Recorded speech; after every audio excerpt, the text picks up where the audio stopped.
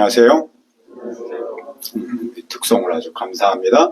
11장 30절 같이 한번 읽읍시다. 시작. 내가 부득불 자랑할진대 내가 약한 것을 자랑하리라. 하나님 아버지, 이 시간 예배하기 위해서 왔습니다. 성령 하나님께서 우리와 함께 하시고 한 말씀을 허락하여 주시옵소서. 이 예배를 축복하시고 고린도서 말씀을 친히 인도하여 주옵소서. 감사하고 예수님의 이름으로 기도합니다. 아멘. 세상은 강한 사람을 높이 평가합니다.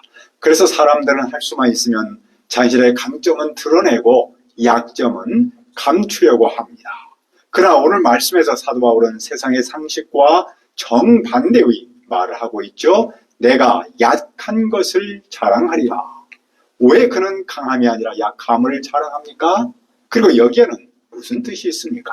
첫째, 그리스도의 일꾼으로서의 수고를 자랑하라. 16절을 보십시오. 내가 다시 말하노니 누구든지 나를 어리석은 자로 여기지 말라. 만일 그러하더라도 내가 조금 자랑할 수 있도록 어리석은 자로 받으라. 바울은 자신의 자랑이 어리석게 보일 수 있음을 인정합니다. 그런데 고린도 성도는 거짓 사도들의 자랑에는 마음과 귀를 열었음. 정작 사도 바울의 말에는 귀를 기울이지 않았습니다. 그래서 바울은 거짓 사도들의 방식에 맞춰서 자랑할 기회를 조금만 달라는 겁니다. 그럼 많이 자랑할 마음도 없습니다.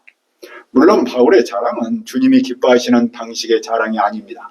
그는 일부러 자신을 어리석은 자의 위치에 두고 말합니다. 많은 사람들이 육신을 따라 자랑하니 자신도 잠시 그 방식으로 말합니다. 여기서 육신을 따라라는 것은 하나님의 기준이 아니라 세상 기준이죠.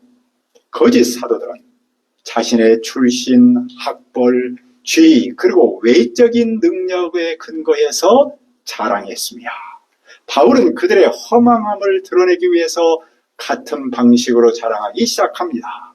그 이유는 무엇입니까? 고린도 교회가 지혜롭다고 하면서 어리석은 자들을 기쁘게 용납했기 때문입니다. 거짓 사도들이 세상 기준으로 자랑을 한다고 할지라도 교회가 그것을 정확하게 분별한다면 아무런 문제가 없지 않겠습니까? 하지만 교회는 그들의 화려한 겉모습의 마음을 빼앗겨버렸습니다. 그 결과가 무엇입니까? 20절을 보십시오. 누가 너희를 종으로 삼거나 잡아먹거나 빼앗거나 스스로 높이거나 밤을 절지라도 너희가 용납하는도다. 거짓 사도들은 성도들을 자신의 권위 아래 종처럼 묶어두었습니다. 또한 성도들의 것을 빼앗고 이용했으며 교만하게 자신을 높였습니다. 심지어 언어적, 정신적으로 성도들을 학대하면서도 존경받으려고 했습니다. 그런데도 고린도 교회는 그들을 받아들이고 참았습니다. 스스로 지혜롭다고 생각했지만 실제로 세상의 기준에 속아 가장 어리석은 선택을 했기 때문입니다. 반면 거짓 사도들은 바울을 연약하고 보잘것없는 사람으로 평가했습니다. 그러나 만일 세상 기준으로 자랑해야 한다면 바울도 얼마든지 할 수 있었습니다. 그는 결코 자랑할 만한 것이 없는 사람이 아니었습니다. 그럼에도 그는 그러한 자랑 자체가 어리석음을 알았습니다. 하지만 그는 양떼를 거짓 사도들의 미혹에서 건져내기 위해서 기꺼이 어리석은 사람이 되어서 자랑하기 시작합니다. 바울은 무엇을 자랑합니까? 먼저 그는 자신의 출신을 말합니다. 거짓 사도들이 히브리임을 자랑한다면 바울도 그러합니다. 히브리는 언어와 문화 그리고 신앙에 있어서 아주 전통을 지키는 정통 유대인을 말하죠. 그들이 이스라엘임을 자랑한다면 바울도 그러합니다. 이스라엘은 하나님과의 언약 백성이라는 뜻을 갖고 있습니다. 그들이 아브라함의 후손임을 자랑한다면 바울도 그러합니다. 아브라함의 후손은 하나님께서 특별히 선택한 아주 특별한 백성을 뜻하죠. 결국 바울은 거짓 사도들이 내세우는 모든 자격과 배경을 갖춘 사람입니다. 그러면 왜 거짓 사도들은 이런 것들을 자랑했습니까? 그들은 외적인 조건을 사도의 자격 기준으로 여겼기 때문입니다. 출신과 학벌과 혈통이 사람의 가치를 결정한다고 생각했습니다. 그들은 복음의 내용보다도 복음을 전하는 사람의 외형 조건을 사도의 기준으로 가치로 여겼기 때문이죠. 그래서 화려한 배경과 외적인 자랑거리를 내세워서 자기들이야말로 그리스도의 일꾼이라는 사실을 강조했고 교회로부터 그것을 인정받고자 했던 겁니다. 그러나 바울은 어떤 점에서 그들보다 더욱 그리스도의 일꾼입니까? 23절을 읽어봅시다.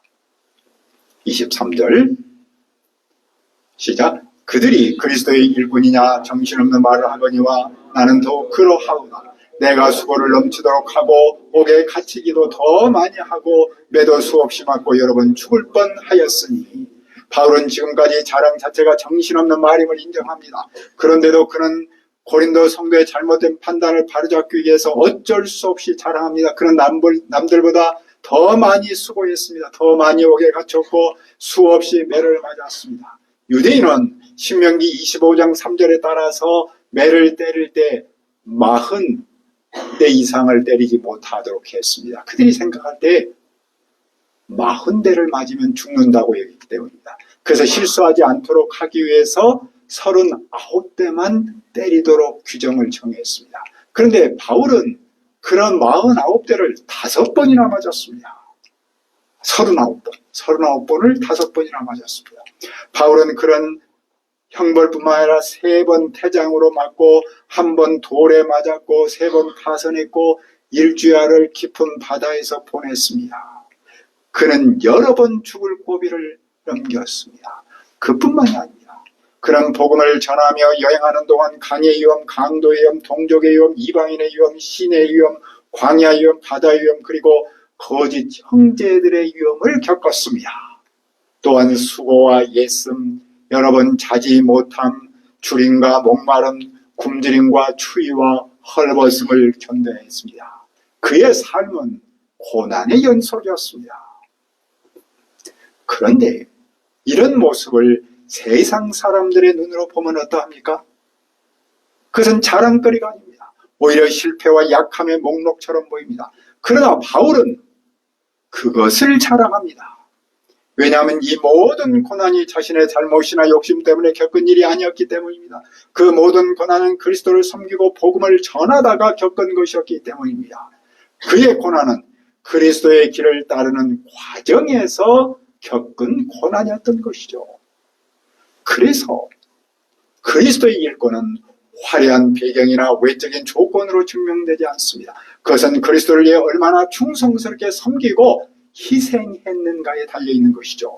거짓 사도들은 자신의 특권을 자랑하면서 바울은 그리스도를 위해서 흘린 눈물과 상처를 자랑하고 있는 그 모습을 보지 못했던 것이죠. 반대로 거짓 사도들은 자신의 특권만을 자랑했지만 바울은 그리스도를 위해서 흘린 눈물을 자랑하고 있는 것입니다. 왜냐하면 그 상처들이야말로 자신이 그리스도의 일꾼이라는 가장 분명한 증거였기 때문입니다. 그러니까 그리스도의 일꾼의 표지는 특권이 아니라 바로 십자가를 따르는 삶입니다. 그런데 바울은 이외에 이런 고사하고 날마다 무엇에 눌립니까? 28절입니다. 이외에 이런 고사하고 아직도 날마다 내 속에 눌리는 일이 있으니 곧 모든 교회를 위하여 염려하는 것이라. 그의 가장 큰 부담은 매를 맞는 것도 아니고 감옥에 갇히는 것도 아니었습니다. 그를 매일 사로잡고 눌리는 짐은 교회를 위한 염려였습니다. 그 염려는 무엇입니까? 29절입니다. 누가 약하면 내가 약하지 아니하며 누가 실족하게 되면 내가 애타지 아니하느냐. 여기서 약하다는 말은 육체의 질병뿐만 아니라 믿음의 연약함, 삶의 고난과 시험 가운데 있는 상태를 포함합니다. 바울은 성도가 약해지면 마치 자신이 약해진 것처럼 함께 아파했습니다. 그는 양대의 연약함을 남의 문제로 여기지 않았습니다. 또 누가 실족하면 그는 마음에 불이 붙는 것처럼 애가 탔습니다. 여기서 애가 탄다는 말은 내면이 불타오를 정도의 안타까움을 표현하고 있습니다. 성도가 죄에 넘어지거나 믿음에서 흔들리면 바울은 그를 비난하거나 정죄하기보다 안타까워했습니다. 그런 양이 교회를 떠나거나 믿음에서 멀어질 때 그것을 가볍게 여기지 않았습니다. 마치 잃어버린 자녀를 찾는 부모처럼 마음 아파하며 돌아오기를 간절히 바랐습니다. 우리는 이런 바울로부터 무엇을 배웁니까? 그의 목자의 마음이죠. 그리스도의 일꾼의 자세입니다. 그리스도의 일꾼은 자신의 성공이나 명예보다 양떼를 더 소중히 여긴다는 거죠. 목자는 양의 아픔을 자신의 아픔으로 받아들입니다. 이것은 자녀의 아픔을 자신의 아픔으로 느끼고 받아들이는 부모의 아픔, 바로 그것이죠. 그 점에서 바울은 권위로 군림하는 지도자가 아니라 양떼를 위해 눈물을 흘리는 부모와 같은 목자였습니다. 그런 목자 바울은 또 무엇을 자랑합니까? 둘째, 자신의 약한 가운데 일하시는 하나님을 자랑하라. 자, 우리 30절을 다시 한번 읽읍시다. 시작. 내가 부득불을 자랑하는데 내가 약한 것을 자랑하리라. 바울은 지금까지 자신의 수고와 고난을 자랑했습니다. 하지만 그것은 자신의 강함을 드러내기 위한 자랑이 아니었습니다. 그가 겪은 모든 고난은 자신의 연약함을 나타내는 증거였습니다. 그래서 그는 자랑을 해야 한다면 강한 점이 아니라 약한 점을 자랑했습니다. 그런 바울의 말이 사실임을 누가 압니까? 주님 예수님의 아버지 영원히 찬송할 하나님이 바울이 거짓말하지 않음을 아십니다. 그는 자신이 약한 것을 자랑한다고 말한 뒤 하나님을 증인으로 세웁니다. 왜냐하면 자신이 말한 고난과 연약함이 과장이 아니라 사실이기 때문입니다. 사람들은 그의 약함을 실패로 볼 수 있지만 하나님은 그의 모든 과정을 통해 일하셨음을 아십니다. 그러면 바울은 얼마나 약한 사람이었습니까? 다메섹에서 아레다 왕의 총독이 그를 잡으려고 성을 지키고 있었습니다. 그때 그는 그 총독과 정면으로 맞서 싸우지 못했습니다. 그는 정말로 비겁하게도 광주리에 담겨 성벽 창문으로 내려가 도망쳤습니다. 세상 기준으로 보면 참으로 초라한 모습입니다. 영웅적인 승리도 아니고 자랑할 만한 업적도 아닙니다. 오히려 숨기고 싶은 실패담처럼 보입니다. 그러나 바울은 이 사건을 감추지 않았습니다. 왜냐하면 이것이 바로 자신의 참모습이기 때문입니다. 그는 강한 사람이 아니었습니다. 언제든지 잡힐 수 있었고 언제든지 죽음 앞에서 죽을 수밖에 없는 연약한 사람이었습니다. 물론 어떤 사람은 자신의 약함을 말하면서 사람들의 동정이나 관심을 얻으려 합니다. 그러나 바울의 자랑은 그런 것이 아닙니다. 그는 자신을 드러내기 위해 약함을 말하지 않습니다. 그는 자신의 약함 가운데서 역사하신 하나님을 드러내기 위함이었습니다. 그런데 이런 바울의 모습은 당시 세상에서는 매우 낯선 것이었습니다. 로마 사회는 강한 사람을 높였습니다. 고난을 이겨내고 성공을 거둔 사람에게 명예와 권력을 주었습니다. 반대로 실패하거나 약한 모습을 보이는 사람은 낮은 평가를 받았습니다. 오늘날 말로 하면 성공한 사람이 존경받고 루저와 실패자는 무시당하는 문화였습니다. 대표적으로 우리가 배웠던 프루타르쿠스의 영웅전이 그걸 말하죠.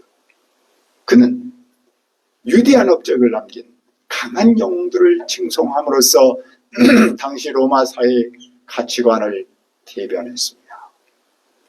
그러나 바울은 그런 세상의 가치관을 뒤집었습니다. 그는 강함으로 자신을 증명하지 않았습니다. 오히려 연약한 자신을 붙들고 사용하신 하나님의 능력을 자랑했습니다. 왜냐하면 하나님의 능력은 인간의 강함이 아니라 약함 가운데서 나타나기 때문입니다. 바울이 약한 것을 자랑하는 이유는 바로 예수 그리스도의 십자가의 비밀을 알았기 때문입니다. 십자가는 세상 사람들의 눈으로 보면 실패요 패배처럼 보였습니다. 그러나 하나님은 바로 그 십자가를 통해서 죄와 사망을 이기셨습니다. 가장 약해 보이는 자리에서 가장 위대한 승리를 이루신 겁니다. 그러므로 바울의 약함은 자랑은 단순한 겸손의 표현이 아닙니다. 그것은 십자가의 복음을 믿는 사람의 삶의 방식이었던 것이죠. 그는 자신의 강함이 아니라 약함 가운데 나타나는 하나님의 능력을 자랑하고 있는 겁니다. 오늘날도 그게 다르지 않습니다. 세상은 여전히 강함과 성공을 자랑합니다. 심지어 교회 안에서도 때로는 성공을 신앙의 가치처럼 여길 때도 있습니다. 그러나 하나님은 강한 사람을 통해서만 일하지 않습니다. 자신의 약함을 인정하고 하나님을 의지하는 사람을 통해 일하십니다. 예전에 나누었던 이야기지만 다시 한번 생각해 봅니다. 1956년 미국에서 5명의 젊은 선교사들이 에콰도르의 아오란이라는 부족에게 복음을 전하러 갔다가 모두 순교했습니다. 그 대표자가 짐 엘리엇, 무슨 네이트 세인트, 에드 맥컬, 피터 프레밍, 또 로저 유더리언, 이런 사람들입니다. 그들은 당시 미국의 명문 대학을 나온 유능한 청년들이었습니다. 그래서 당시 언론은 이렇게 대서투표를 했다고 해요. 이 얼마나 큰 낭비인가. What a waste. 그것이 언론을 지배했다고 하네요. 그도 그럴 것이 세상 기준으로 보면 너무나 전도 유망한 청년들이 허망하게 죽었기 때문이었습니다. 그런데 그 아내들이 포기를 하지 않았다는군요. 오히려 남편들이 이루지 못한 사명을 품고 그 부족에게 다시 갔습니다. 그 부족의 주장이 물었어요. 당신들은 왜 이렇게까지 합니까? 그랬더니 그 아내들이 이렇게 말했다는군요. 우리 남편들은 하나님을 알려주기 위해 이곳에 왔습니다. 하지만 당신들이 그들을 죽여서 그 말을 전하지 못했습니다. 그래서 우리가 대신 왔습니다. 남편들이 꼭 전하고 싶었던 말은 바로 이것입니다. 예수님은 여러분을 사랑하십니다. 순교자 중 한 사람인 짐 엘리엇은 일기에 이렇게 적었습니다. 영원한 것을 얻기 위해서 영원하지 않은 것을 내어놓은 사람은 결코 어리석은 사람이 아니다. 그들은 자신의 강함을 자랑하지 않았습니다. 그들은 오히려 약함을 선택했습니다. 바로 그 약함 가운데서 그리스도께서 일하셨습니다. 그 결과 많은 아오리 사람들이 복음을 영접했습니다. 그 이야기는 순교자의 아들인 스티브 세인트가 쓴 창끝, 영어로는 End of Spear라는 책을 통해서 전 세계에 알려지기 시작했습니다. 이 이야기는 약함이 실패가 아니라 하나님의 능력이 드러나는 통로라는 사실을 가장 잘 보여주고 있습니다. 우리는 캠퍼스와 이웃사역을 섬기면서 자신의 부족함과 한계를 경험합니다. 때로는 이 무슨 낭비인가라는 생각이 들 때도 있습니다. 또 어떨 때는 무언가 자랑하고 싶을 때도 있습니다. 그러나 내 자랑이 앞서면 나는 드러날 수 있을지 몰라도 하나님의 능력은 드러나지 않을 수 있습니다. 우리의 약함은 부끄러움이 아닙니다. 우리의 약함은 하나님의 능력이 머무는 자리입니다. 그러므로 오늘 우리도 우리의 강함이 아니라 약한 것을 자랑하며 약한 가운데서 역사하시는 하나님의 능력을 경험할 수 있기를 기도합니다. 하나님 아버지, 우리가 캠퍼스와 이웃사역을 섬기면서 부족함과 한계를 경험합니다. 때로는 이 무슨 낭비라는 생각이 들 때도 있고 자랑하고 싶을 때도 있습니다. 그러나 우리의 약함은 부끄러움이 아니라 하나님의 능력이 머무는 자리임을 믿습니다. 그러므로 오늘도 우리의 강함이 아니라 약한 것을 자랑하며 우리의 약한 가운데서 역사하시는 하나님의 능력을 경험하며 살아가도록 도와주시옵소서. 예수님의 이름으로 기도합니다. 아멘.